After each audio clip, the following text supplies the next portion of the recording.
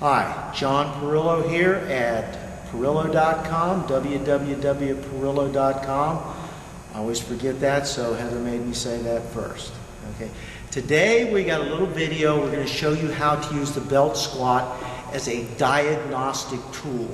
Now, I'm sure a bunch of people have seen YouTube videos, everybody doing 100 rep sets on the belt squat and going heavy and really working out hard, and yeah, that's what we use a belt squat for. But for you trainers out there, the belt squat is one of our prime diagnostic tools that we use when somebody comes to me and they want to know what they have to work on to get better. If we get a pro bodybuilder in here, you got to know, okay, what do I got to work on to make this person better? Now, they're going to get better quicker working their weak points rather than their strong points, so you got to find out what those weak points are.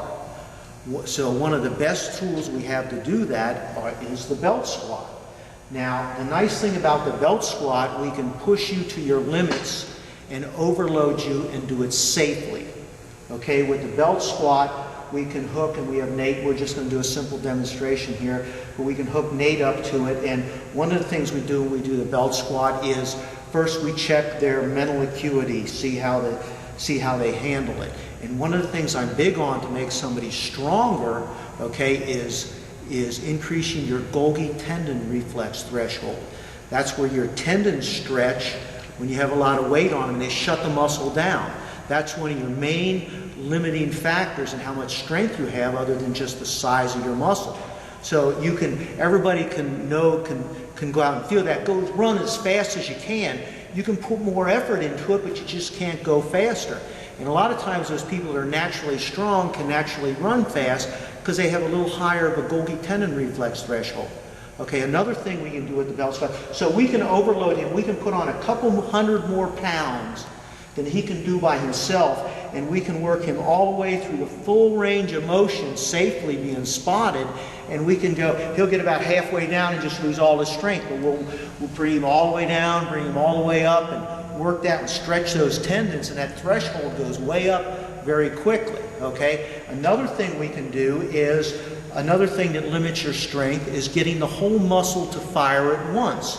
So as well as sending a big electrical impulse to the muscle from your mental acuity, how much electrical signal you can send out, is you have to open up your high threshold nerve paths, and once you use a nerve path, it lowers the threshold, so more of the muscle fires. So that's when we do our 100 rep sets. We open up the high threshold nerve paths, and then more of the muscle fire.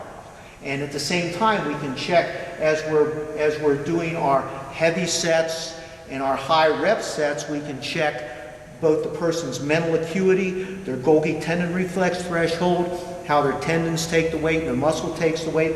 When we do the reps, not only can we see their mental acuity, we can also see check their general and specific cardiovascular efficiency. Some guys' legs will burn so bad they just can't do it.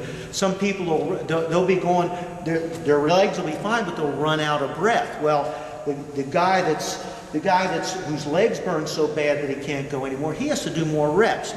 Usually those are the power lifters that do very few reps.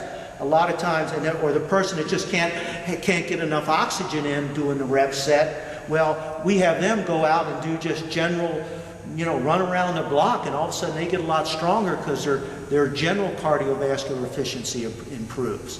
So, in fact, one time, this was years ago, this was several years after we perfected the belt squat, this competitive power lifter came to me. He was a 242 pounder, and for the time, this is a lot of years ago, he's a very good regional lifter.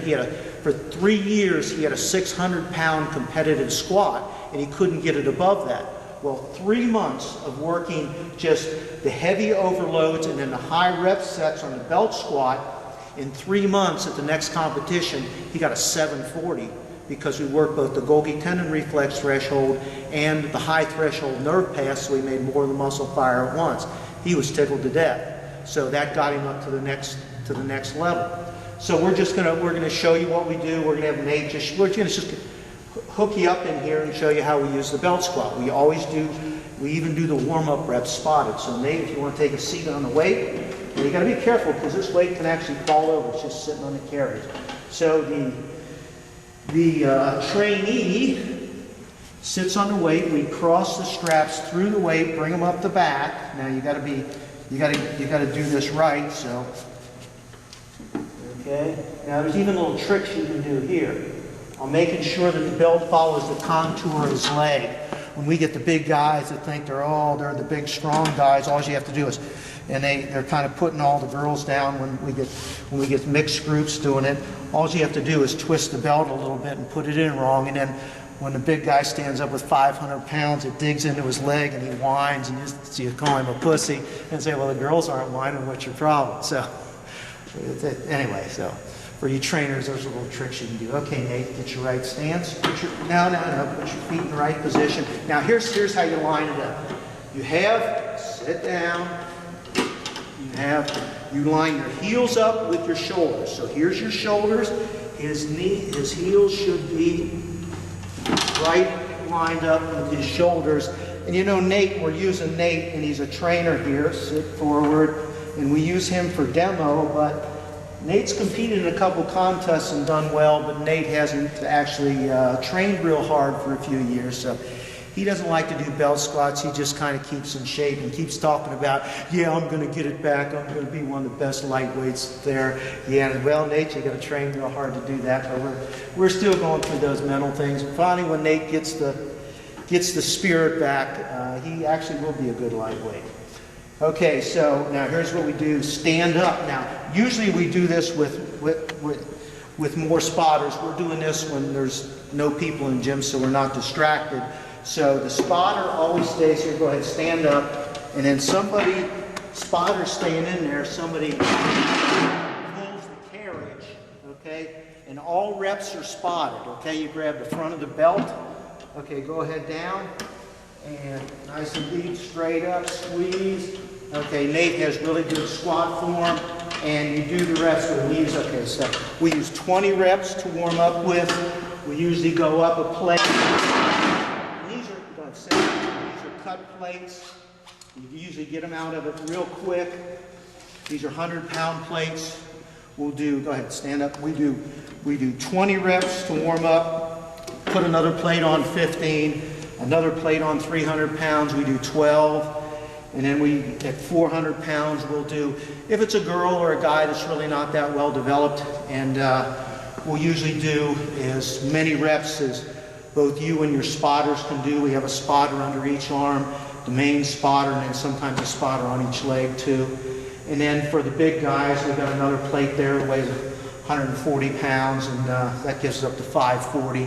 That's pretty hard to do between your legs. If we need more weight, I go borrow a couple 200-pounders, or actually my buddy at Power Station Gym, Mike Ferguson, has 4 200-pound plates, so we can get up to 800 pounds. We don't have anybody that big training here, so last guy to use those we used to train with was Steve Hampton, so he used to do 800-pound belt squats with the spotters. And but it's one heck of a diagnostic tool, as well as a tool where you can safely do overload reps, use more weight than you can handle safely, rep after rep. You and the spotter can go a couple 100 pounds heavier than you can normally go, and then you can do your 100 rep sets where you can only get, by that time, by the end of your set, once you go heavy, you can only get maybe 20 or 30 by yourself, but you're being forced to do a 100 rep set. Now we switch spotters every 20 reps on those. You open up the high threshold nerve paths, you check the general specific cardiovascular density, you check your efficiency, you check the mental acuity. It's one hell of a diagnostic tool. So that's for you trainers, and for the people using it, it really brings them to the next level. So please visit us at www.perillo.com. John Perillo and Nate, if he gets his act together, one of the best lightweights going, and we'll see you. All right? Okay, epilogue. What we forgot, this was just a demo, but what we did forget was we didn't pull the pin. Usually we have somebody pulling the pin so they can't use this to pull up, and the handle goes up and down, so it's all legs.